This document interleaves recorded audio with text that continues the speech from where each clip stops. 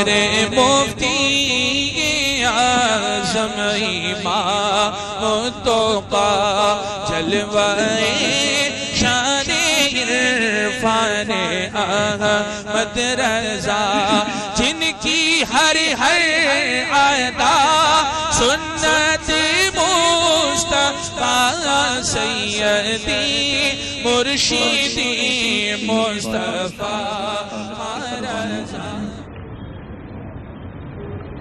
غوث و خواجہ ورضا کے دیوانوں السلام علیکم ورحمۃ اللہ وبرکاتہ۔ الحمد للہ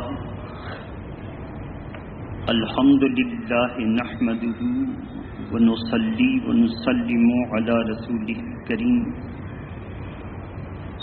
اما بعد فاعوذ باللہ من الشیطان الرجیم، بسم اللہ الرحمن الرحیم۔ ان اولیاؤہ الا المتقون، صدق اللہ العلی العظیم۔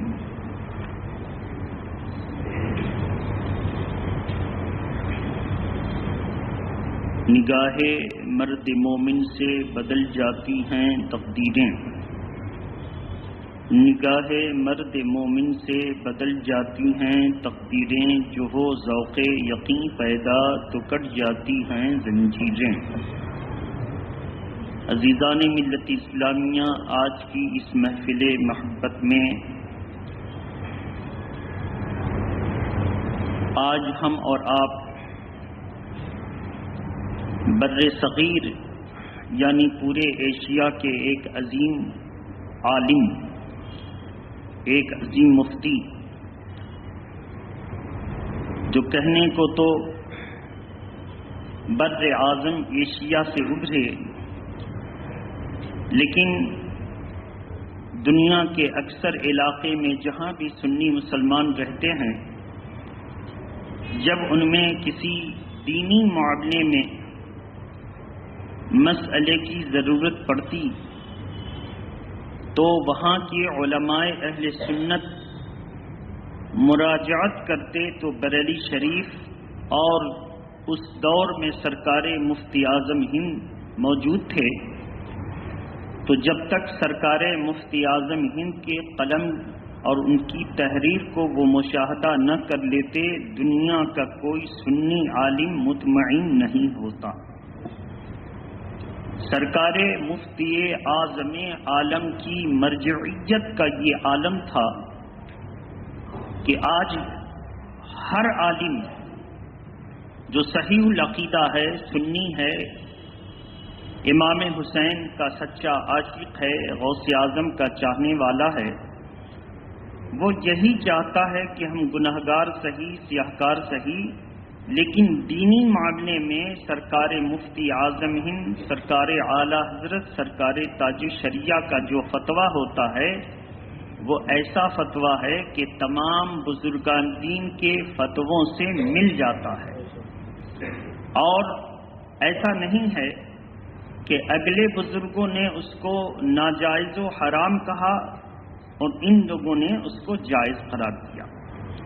یہی وجہ ہے کہ آج پوری دنیا کا انسان دوسرے مفتیوں کے فتوے پر عمل کرتا ہے تو بے چین رہتا ہے کہ ہم نے اس فتوے کے خلاف تحریر پڑھی ہے، پتہ نہیں ہم غلط ہیں کہ صحیح، لیکن جب سرکار اعلی حضرت یا حجت الاسلام یا سرکار مفتی اعظم ہند یا تاج الشریعہ یا فقیہ عصر مفتی شریف الحق امجدی، مفتی جلال الدین احمد امجدی یا ان جیسے پرانے بزرگوں کا فتویٰ اسے مل جاتا ہے تو وہ مطمئن ہو جاتا ہے کہ اب دنیا کا کوئی اہل علم ہم پر تنقید کر ہی نہیں سکتا، کیونکہ ہم اسی فتوے پر عمل کر رہے ہیں جس کو پوری دنیا نے عمل میں لایا ہے۔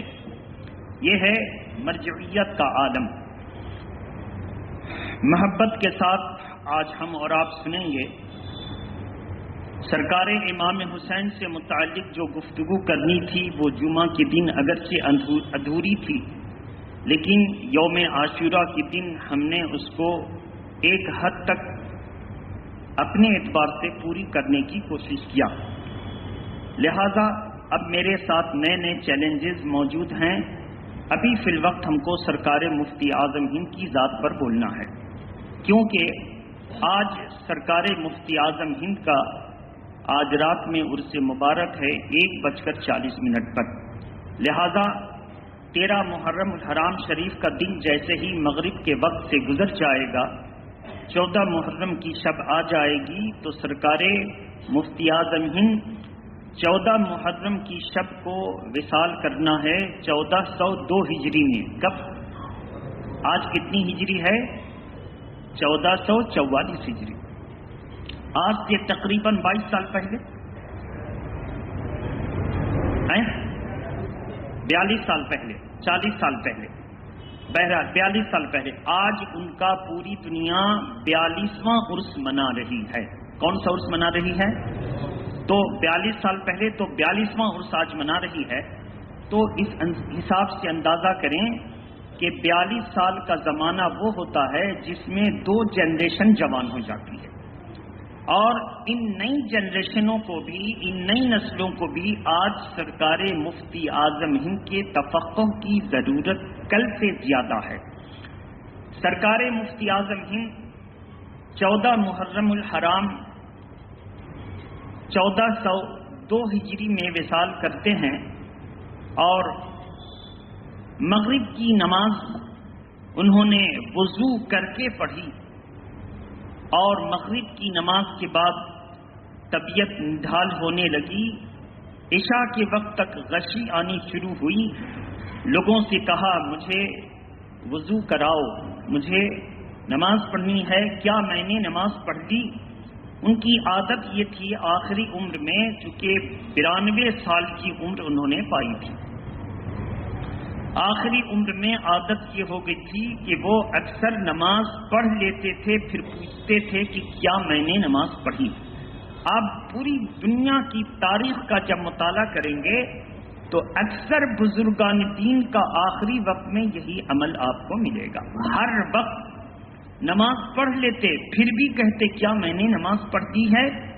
تو معاصرین جو اس وقت موجود تھے، موجودین نے کہا کہ نماز آپ نے پڑھ لی، مغرب کا وقت تو ختم ہو گیا. عشاء کے وقت غشی طاری ہو گئی. جب غشی سے افاقہ ہوا تو بار بار پوچھتے ہیں، 3 بار پوچھا، میں نے نماز پڑھ دی. اب جتنے وہاں پہ موجودین تھے وہ خاموش ہیں، سمجھ گئے کہ میں نے نماز نہیں پڑھی ہے. اس وقت انہوں نے بتکلف وضو کیا، اور اب بدن میں طاقت نہ تھی. تو پوری زندگی میں اب لوگوں نے دیکھا کہ سب سے پہلے بدن میں کمزوری تو بیٹھ کر نماز ادا فرمائی.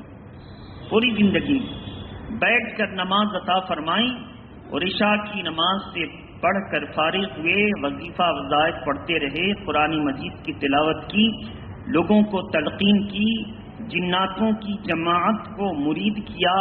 اس کا مطلب یہ ہے تفسیر کے لوگ کچھ آوازیں آتی، سرکار ان سے وعدہ لیتے اور بیعت کرتے اور توبہ کراتے، مگر توبہ کرنے والا نظر نہیں آتا.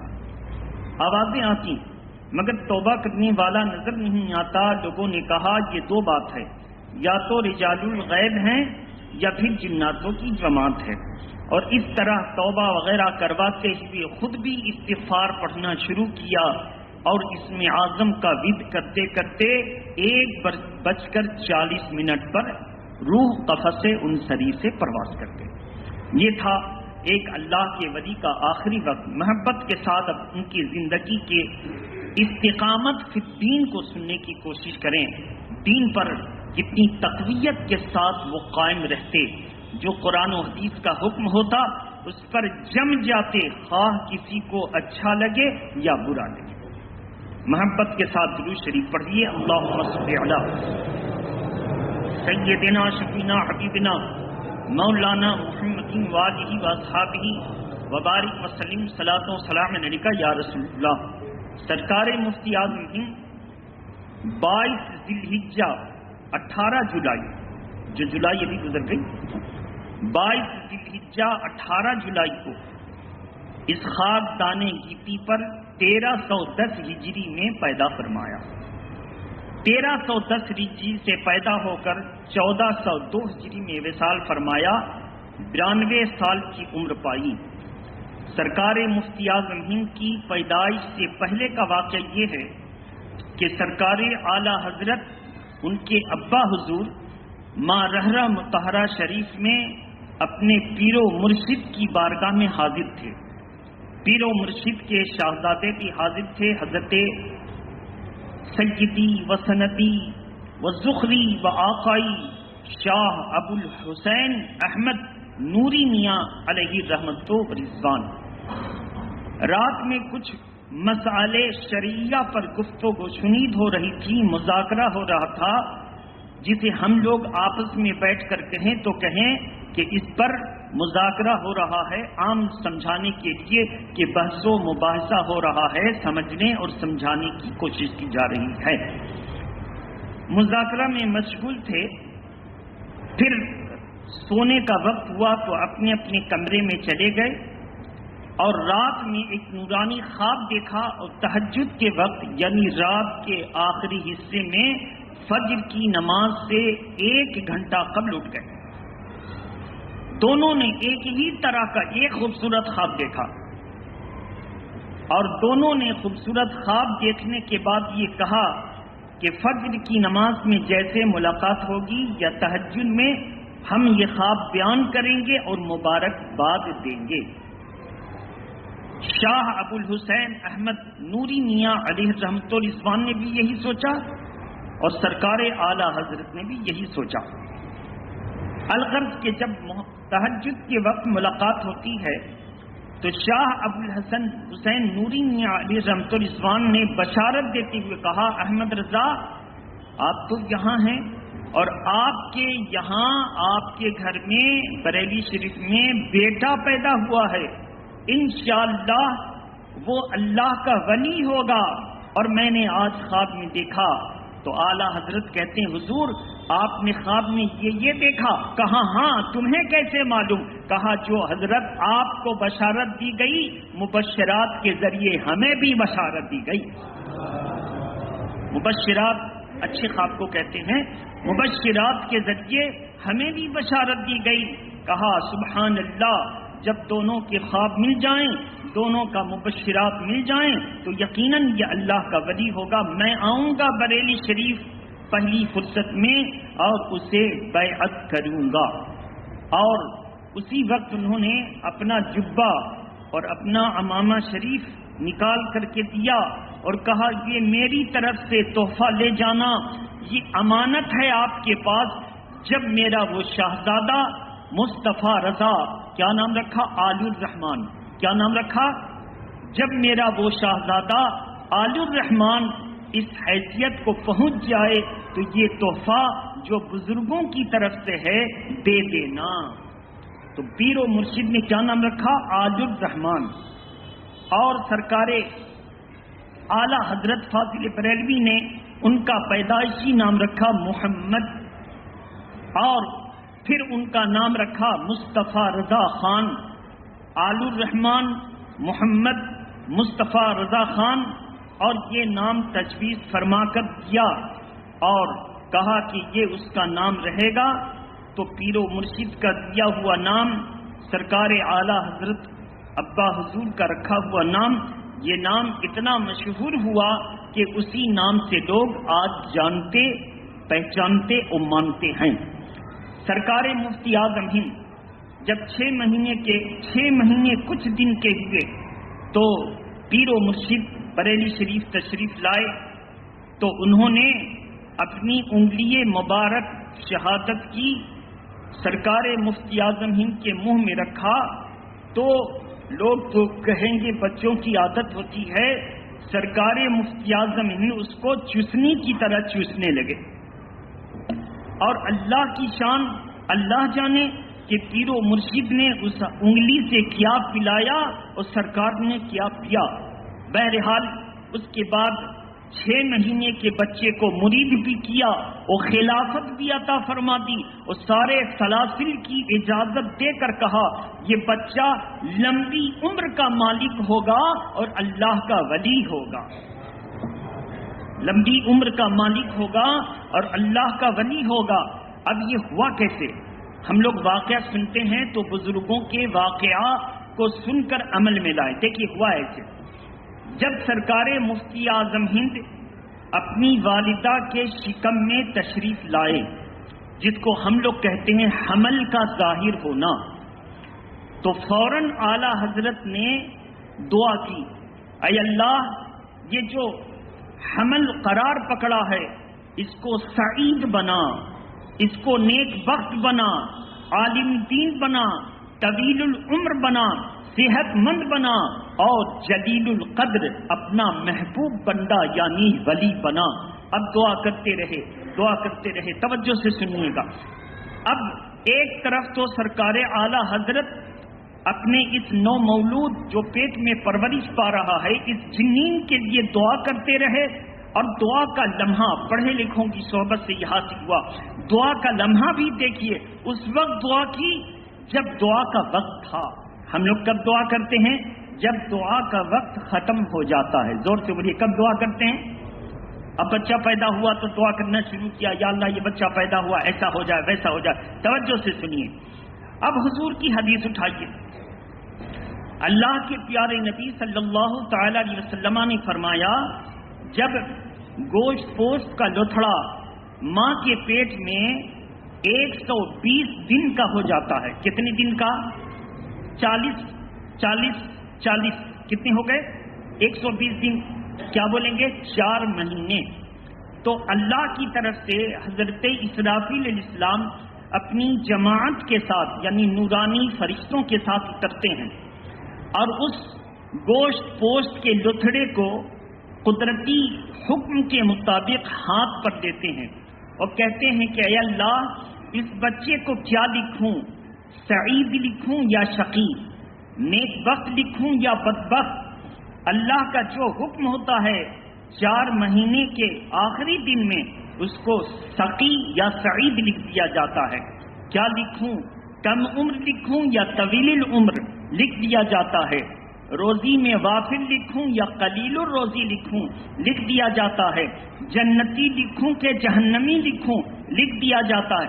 تو تقدیر جتنی اس کے مقدر میں تھی وہ لکھ کر ایک تختی کی صورت میں جو غیر مرئی نوری تختی ہے اس کو لٹکا دی جاتی ہے۔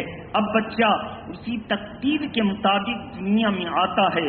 اسی کو کہتے ہیں کتنی روزی لے کر آیا، کتنا دانہ لے کر آیا، کتنا پانی لے کر آیا، کیسی تقدیر لے کر آیا، جنتی ہے کہ جہنمی ہے، اللہ کا ولی ہے کہ عام آدمی ہے۔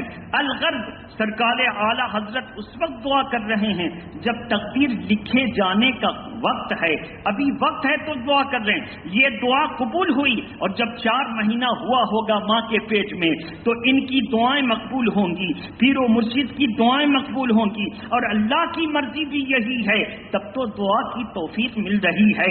اب اس توفیق الہی سے جب دعا ہوئی ہوگی تو ظاہر ہے وہ اللہ کا ولی ہوگا، وہ نیک بخت ہوگا، وہ طویل العمر ہوگا، وہ سعید ہوگا، وہ جنتی ہوگا اور جنتی کا بیٹا ہوگا۔ تو ہم لوگوں کو ذہن ملا کہ بچہ پیدا ہونے کے بعد اگر دعا کریں گے تو پھر مشکل ہے کہ یہ کرنا پڑے کہ اللہ کی رحمت راضی ہو جائے، تو تقدیر کی تختی اس کے ہاتھ میں ہے۔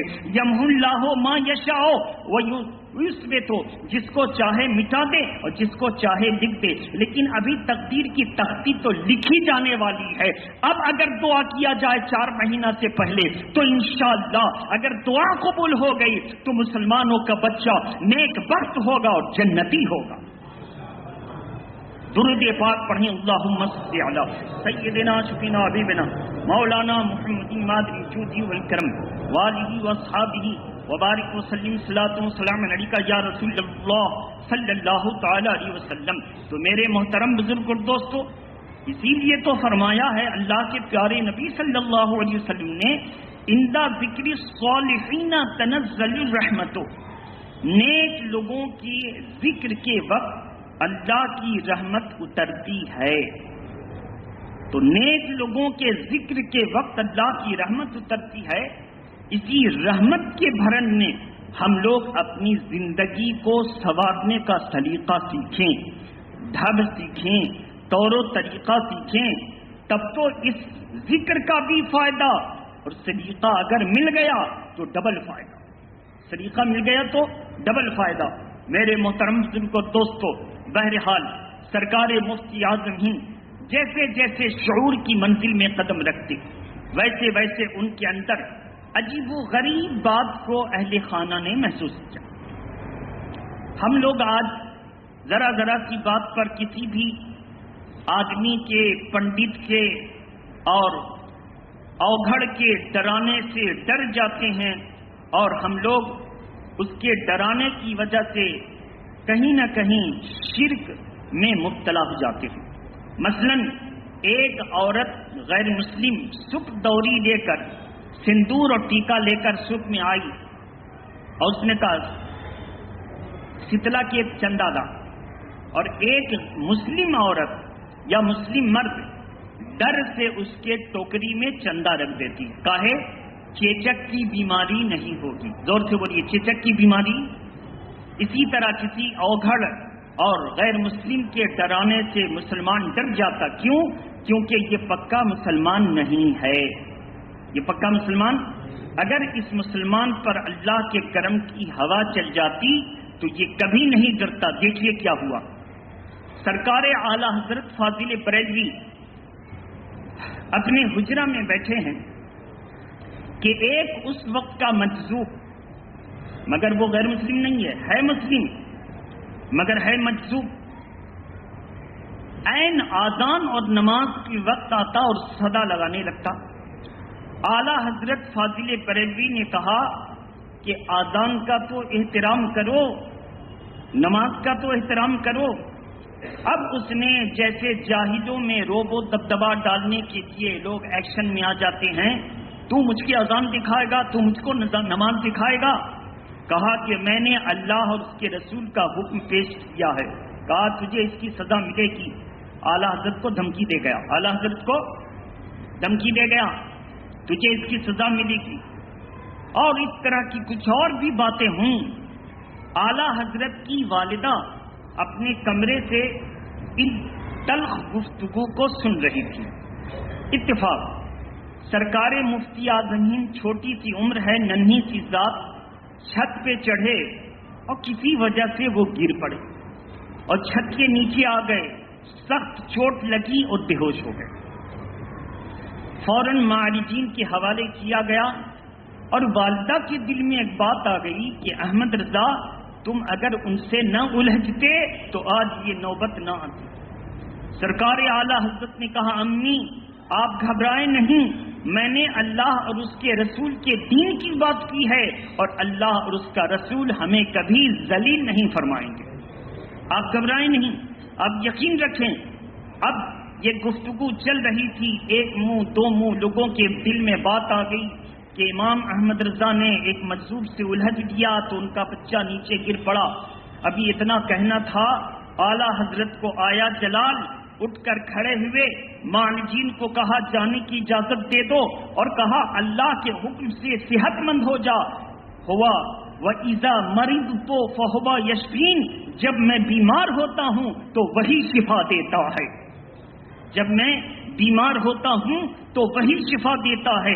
اتنا کا کہنا تھا کہ سرکار مفتی اعظم ہند مصطفیٰ رضا خان آل الرحمان محمد رضا نے آنکھیں کھول دی، اور اس کے بعد جو ہے دھیرے دھیرے طبیعت میں افاقہ ہوا، چلنے پھرنے کے قابل ہوئے، تمام درد چوٹ دکھ درد ختم ہو گیا جیسے تھا ہی نہیں۔ کہا امی جان دیکھیے اللہ پر بھروسہ رکھنا اور شریعت پر عمل کرنے والے کی اللہ ایسے مدد فرماتا ہے، ایسے مدد فرماتا ہے۔ تو میرے محترم بزرگ اور دوستو، ہم لوگ شریعت کو بالائے طاق رکھ کر کے آگل پاگل کے چکر میں آ جاتے ہیں۔ اب مجذوب کہاں ملے گا، اور مجذوب اگر ہے بھی تو ہم کو کہاں ملے گا؟ سوال یہ ہے ہم کو کہاں ملے گا؟ مجذوب تو ان کو ملتا ہے جن کا راستہ شریعت کے مطابق ہوتا ہے، تو مجذوب بھی قدر کیا کرتے ہیں۔ کیا سرکار مجاہد ملت کا معاملہ آپ نے نہیں سنا؟ راستے سے گزر رہے تھے، ایک مجذوب مادر زاد رہتا تھا، بدن پہ دھجی برابر کپڑے نہیں رہتے، لیکن جب سرکار مجاہد ملت کی سواری گزری تو بغل کے فقیر کے کمبل کو کھینچ کر باندھ لیتے ہیں اور اپنے آپ کو چھپا لیتے ہیں۔ کہا ارے ارے یہ کیا ہو رہا ہے؟ کہا آدمی جا رہا ہے۔ کیا کہا؟ کیا کہا؟ کیا کہا؟ آدمی جا رہا ہے۔ تو حضرت کا اب تک سب جانور جا رہے تھے، کہا اب تو آدمی جا رہا ہے۔ سرکار مجاہد ملت کی سواری گزر گئی، اس کے منہ پہ کمبل پھینک کر کے چلا گیا۔ آدمی ملتے کہاں ہیں؟ آپ سوچ کے دیکھیں، کیا سمجھیں گے آپ اپنے آپ کو اور کیا سمجھیں گے اللہ کے ولی کو؟ میرے محترم بزرگوں دوستو، بہرحال کہنے کا مطلب یہ ہے، سرکار مفتی اعظم ہند اور اللہ کے ولیوں کا وہ مرتبہ ہے کہ ہم لوگ واقعہ سن کر نعرے تکبیر تو زوردار لگا دیتے ہیں، لیکن اپنی زندگی میں تبدیلی نہیں لاتے۔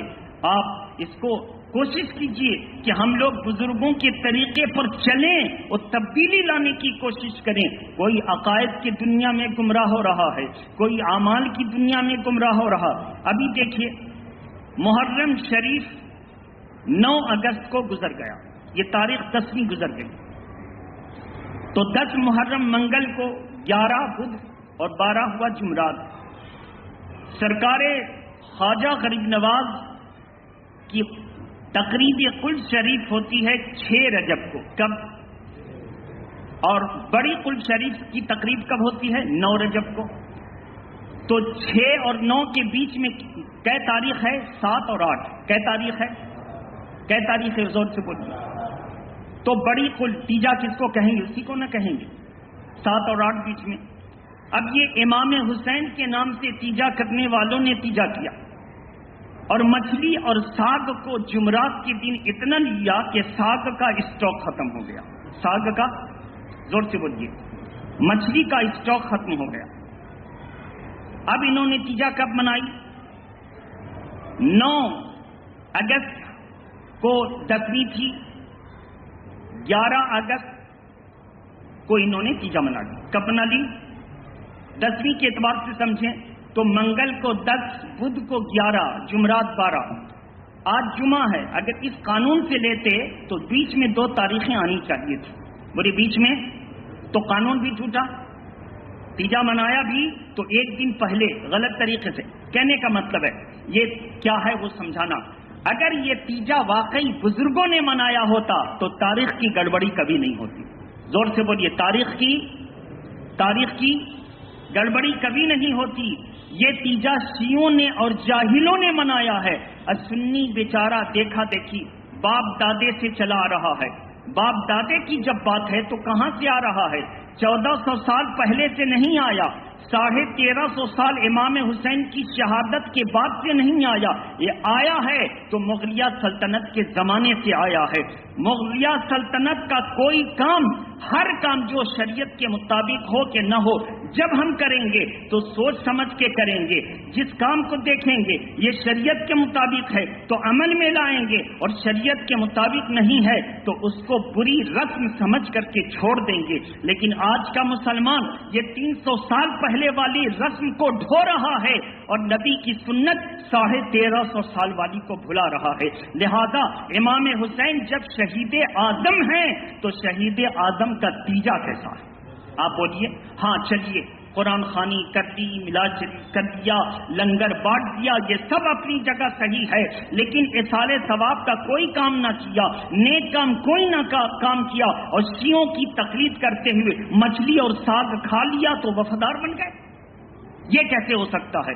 میرے محترم، کہنے کا مطلب ہے کھانا پینا منع نہیں ہے، لیکن غلط لوگوں کے رسم و رواج پر عمل کرنا یہ غلط ہے۔ بری غلط لوگوں کے، میرے آقا نے کیا فرمایا؟ من تشبہ بقوم فہو منہم، جو کسی قوم سے مشابہت رکھے گا اس کا حشر اسی کے ساتھ ہوگا۔ تو آپ کا حشر کیا آپ یہ چاہتے ہیں کہ یزیدیوں کے ساتھ ہو؟ غداروں کے ساتھ ہو، بے وفاؤں کے ساتھ ہو، نہیں، ہر صحیح العقیدہ مسلمان یہی خواہش رکھے گا میرا حشر حسین پاک کے ساتھ ہو، میرا حشر حسین پاک کے ساتھ ہو۔ تو چلیے آپ سب سے میں کہتا ہوں کہ حسین پاک کی کوئی کتاب، کوئی تحریر، کوئی تقریر، کوئی حوالہ دکھا دیجئے کہ سرکار امام حسین کے بعد امام زین العابدین نے 10واں کے بعد 11واں اور 12ویں دن میں مچھلی اور ساگ کھایا تھا۔ امام زین العابدین نے کربلا کے منظر کو دیکھا مگر مچھلی ساگ نہ کھایا۔ ان کے شہزادے امام باقر نے کربلا کے منظر کو اپنے بابا سے سنا مگر مچھلی ساگ نہ کھایا۔ ان کے شہزادے امام جعفر نے اپنے دادا سے واقعہ کو سنا مگر مچھلی ساگ نہ کھایا۔ جب میرے آقا زادگان اور آقا نے اس رسم کو کیا نہیں، یہ رسم شروع کہاں سے ہوئی؟ یہ رسم مغلیہ سلطنت کے بادشاہوں کی بیویاں اکثر شیعہ سے تعلق رکھتی تھیں اور یہ رسم وہاں سے شروع ہوئی ہے، مسلمان اس کو آج تک ڈھو رہا ہے۔ لہذا آئندہ سال امام حسین کی تیجا میں ساگ اور مچھلی کی رسم آپ چھوڑ دیجئے گا، کیونکہ ہم لوگ حسینی ہیں، ہم بے وفاؤں کے نقش قدم پر نہیں چلیں گے، وفاداروں کے نقش قدم کو جھوم کر چلیں گے۔